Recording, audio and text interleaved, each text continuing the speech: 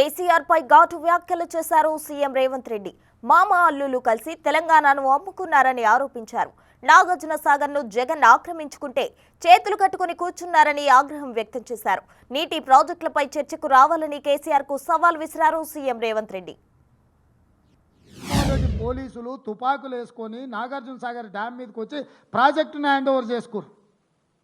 ఈ సన్నాసి రండా జగన్మోహన్ రెడ్డి తెలంగాణలోకి వచ్చి నాగార్జున సాగర్ ప్రాజెక్టును ఆక్రమించుకుంటే నోట్లకెళ్ళి మాట వెళ్ళలే. రండ పనులు చేసింది లొంగిపోయింది నువ్వు చంద్రశేఖరరావు.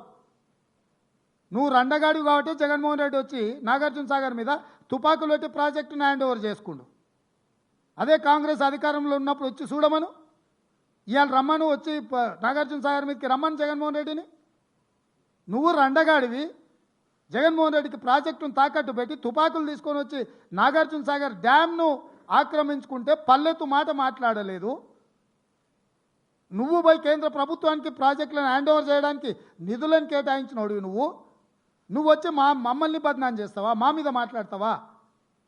వాస్తవాలు ఇట్లుంటే అబద్ధాలతోని అధికారం కోల్పోయిన నిరాశ నిస్పృహలతోటి ఈరోజు మమ్మల్ని బదనాం చేసే కార్యక్రమం పెట్టిండు. 48 గంటలు నువ్వు కోరుకుంటే ఇంకెక్కువ కావాలన్నా తలుపులు మూద్దాం, భోజనాలు అక్కడనే పెడదాం, బట్టలు తెచ్చుకో, మేము వస్తాం. మామ అల్లుడు మీరు ఇద్దరు రాండి, లేకపోతే ఎంబడి కొడుకుని తెచ్చుకోరు, అవతల మీ బిడ్డ ఉంటే ఆమెను కూడా ఉమ్మడి సమావేశాలు పెడతాం. ఒకవేళ చర్చ చేద్దామంటే శాసనమండలి శాసనసభ ఉమ్మడి సమావేశాలు ప్రత్యేకంగా ప్రాజెక్టుల మీద జలాల మీద చర్చ పెడతాము. మాకెవ్వరు లేరు, నేను మా ఉత్తమ్ కుమార్ రెడ్డి గారు ఇద్దరమే మాట్లాడతాం. సంబంధిత శాఖ మంత్రిగా వారు మాట్లాడతారు, ముఖ్యమంత్రిగా నేను మాట్లాడతా. చంద్రశేఖరరావు, హరీష్ రావు, తారక రామారావు, కవితారావు నలుగురు మీరు ఒకరి తర్వాత ఒకరు అలచిపోకుంటే ఎంతసేపు అయినా మాట్లాడదాం, చర్చ చేద్దాం. నీకు చిత్తశుద్ధి ఉంటే, నీకు నిజాయితీ ఉంటే ఈ చర్చలకు రాకుండా ముఖం చాటేయకు చంద్రశేఖరరావు. నీకు నిజంగానే నిజాయితీ ఉంటే నీ 10 ఏళ్ల పరిపాలనలో తెలంగాణ ప్రాంతాన్ని, ఎడారిగా ఉన్న తెలంగాణ ప్రాంతాన్ని సస్యశ్యామలం చేయడానికి, పచ్చని పైర్లు పంటలు పండడానికి నువ్వు కృషి చేస్తే పూర్తిగా నదీ జలాల మీద, సాగునీటి ప్రాజెక్టుల మీద చర్చ చేద్దాము. చర్చ జరిగినంతసేపు నువ్వు కూర్చోవాలి. నువ్వు మాట్లాడినంతసేపు, ఎంతసేపు అయినా మాట్లాడు, నువ్వు, నీకు అనుమతిస్తాము, నిన్ను అభ్యంతర పెట్టము. నువ్వు నీ అల్లుడు, ఎందుకంటే 5 ఏళ్ళు ఆయన మంత్రి, 5 ఏళ్ళు ఈయన మంత్రి సాగునీటి ప్రాజెక్టు, 5 ఏళ్ళు ఈయన ముఖ్యమంత్రి, 10 ఏళ్ళు ఈయన ముఖ్యమంత్రి, 5 ఏళ్ళు ఆయన ఆర్థిక మంత్రి. వ్యవహారం అంతా మామ అల్లుల మధ్యలోనే జరిగింది. మీకు పూర్తిగా అవకాశం ఇస్తాం. ఒక్క నిమిషం కూడా నీ మైక్ కట్ చేయం చంద్రశేఖరరావు. రా. పాలమూరులో ప్రయాణమైన నీళ్లు మళ్ళీ తిరిగి పాలమూరులో శ్రీశైలం దగ్గరకు వచ్చే లోపల నీటి దొంగలు మధ్యలోనే దొంగతనం, దారి దోపిడీ చేసే పరిస్థితి ఈరోజు దాపురించింది. ఈ దారి దోపిడీ, జల దోపిడీ జరగడానికి కారణం కల్వకుంట్ల చంద్రశేఖరరావు. ఈ కల్వకుంట్ల చంద్రశేఖరరావు అటు చంద్రబాబు నాయుడుతో, అంతకంటే ముందు రాజశేఖర రెడ్డితో, ఆ తర్వాత జగన్మోహన్ రెడ్డితో ఒత్తిడికి లొంగియో, పదవులకు లొంగిపోయో, లేకపోతే కాంట్రాక్టర్లు ఇచ్చే కమిషన్లకు లొంగిపోవడంతో ఈరోజు తెలంగాణకు తీరని అన్యాయము. ముఖ్యంగా మహబూబ్నగర్, నల్గొండ కింద ఖమ్మం వరకు కృష్ణానది జలాల మీద ఆధారపడ్డ ప్రాజెక్టులన్నీ కూడా ఈరోజు ఎడారిగా మారుతున్నాయి.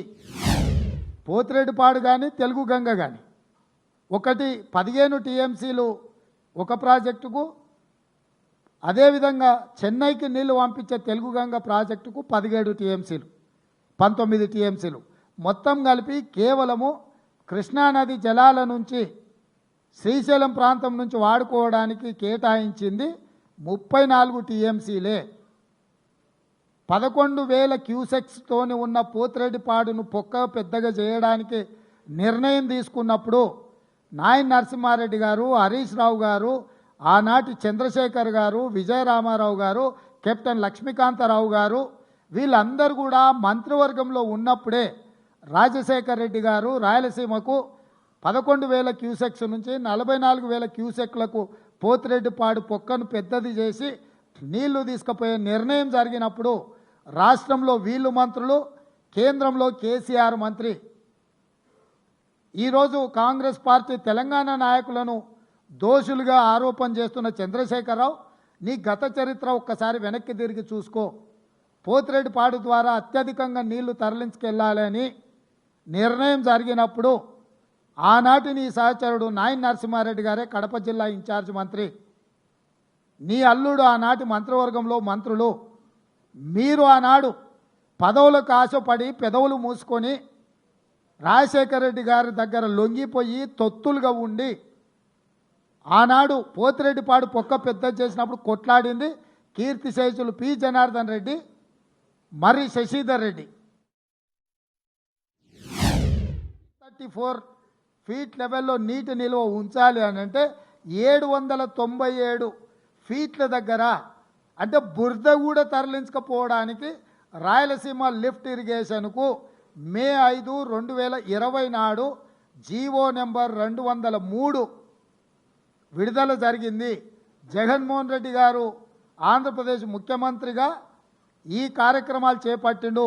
కేవలం కమిషన్లకు లొంగిపోయి జగన్మోహన్ రెడ్డితోని చీకటి ఒప్పందం చేసుకొని 5 ఆగస్టు 2020 నాడు రివర్ మేనేజ్మెంట్ బోర్డు కేంద్ర ప్రభుత్వం పిలిచిన మీటింగుకు వెళ్ళలేదు.